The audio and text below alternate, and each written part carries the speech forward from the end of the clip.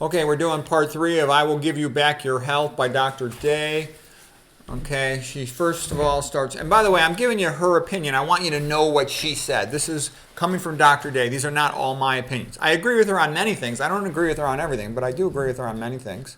Okay, so she says MSG is in over 1,000 processed foods. Exposure to MSG early in life in mice cause delayed abnormalities in reproduction, adult obesity, a shrunken pituitary, shrunken testes, and shrunken ovaries. And so what I'm telling you, now I'm going to give you my opinion. If you look closely and intelligently at the things in processed food, it is quite obvious that, and in tap water, they're designed to lower fertility rates. Fluoride, aluminum, MSG, atrazine, glyphosate, and soy.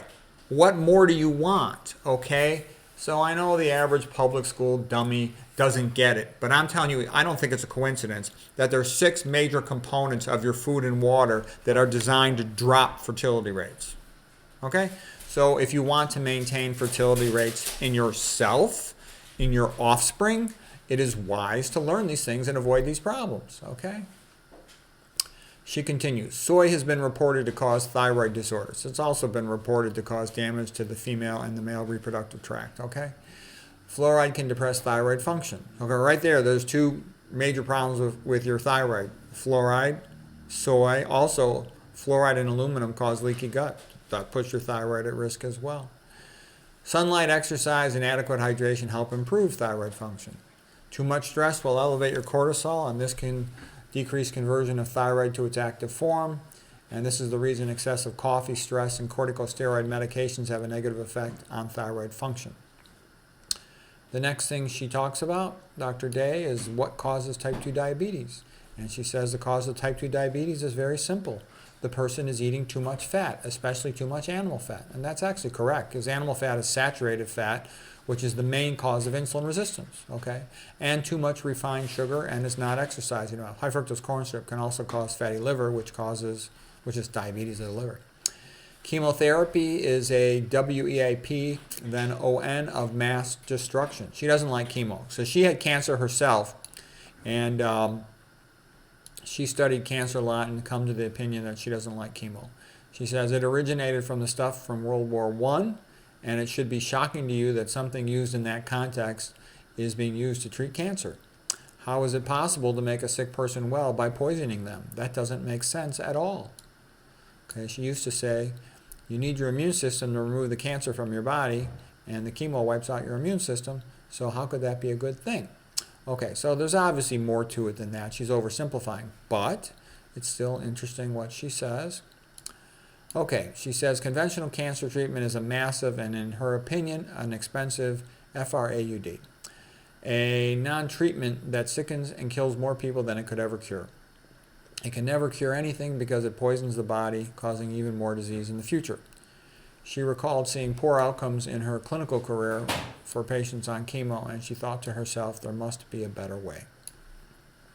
She also came to the opinion that some major surgeries are toxic to the body because the anesthesia can be very stressful to the body, putting a person into a coma and giving them numerous medications and dropping their blood pressure, and then having a massive trauma assault to their body in the form of a major surgical procedure, she says causes severe suppression of the patient's immune system, and this coupled with all those medications for anesthesia and for relief of nausea and pain is like being run over by a truck, and that's the last thing a cancer patient needs, is something that suppresses their immune system so much.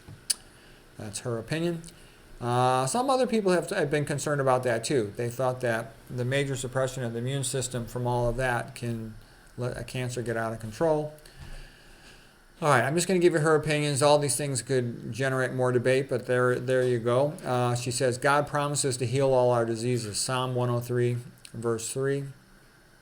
If we follow God's natural health plan instead of following man's, the plan of doctors. And then she says, let's look at Nobel Prize winners in physiology and medicine. And she went through all the Nobel Prize winners from 1933 to 2012.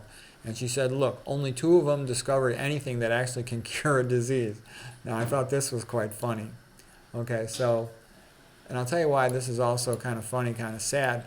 Because You look at all these people that have done big things in medicine. You know, Doctors Kempner, Burkitt, McDougall, Esselstyn, T. Colin Campbell, Weston Price, Hal Huggins, William Roberts, Gregory Sloop, Nathan Pritikin, and others, and others. And you know what? They should all be given Nobel Prize. They've helped to cure lots of people, figured things out that could really cure a lot of patients.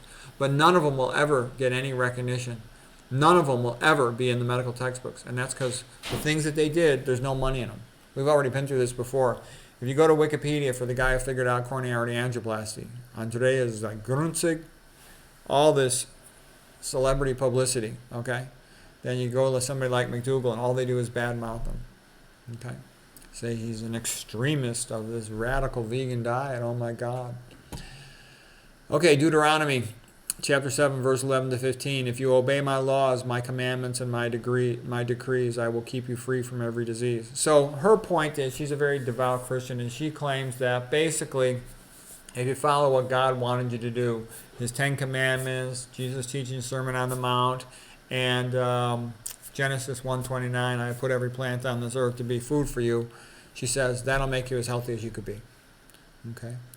And she says to get well from any disease, and it's the same for every disease, you want to make yourself as healthy as possible, and you should exercise. She recommends to drink distilled water. I don't agree with that because some people can handle it pretty well, but others can't. They can become hyponatremic from that, and I think that could even cause brain damage. Now, I know Dr. Goldhamer over at True North has people drinking distilled water, so I don't know exactly how they do it. Do they put any minerals in it? Do they drink it in small amounts at a time? But if you guzzle a big thing of distilled water, some people are sensitive to that and could become a little hyponatremic and get headaches from that. So I would not do that. I would maybe drink it in small little amounts if you can do that in a convenient way.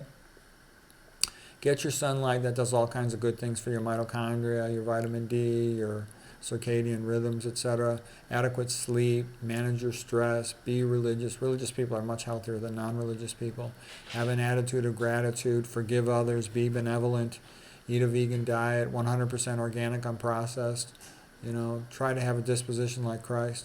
And she says, God's plan is free. It's free because you have to buy food anyway, so you're not spending any extra money. And she says, and it is available to everyone on planet Earth. It has to be this way, that it's available to everybody on planet Earth, you know, in any country, and that's God's way of doing something. God is not a respecter of persons. He doesn't judge, you know, the poor from the rich or anybody, one man to another. He wants everybody to have a chance.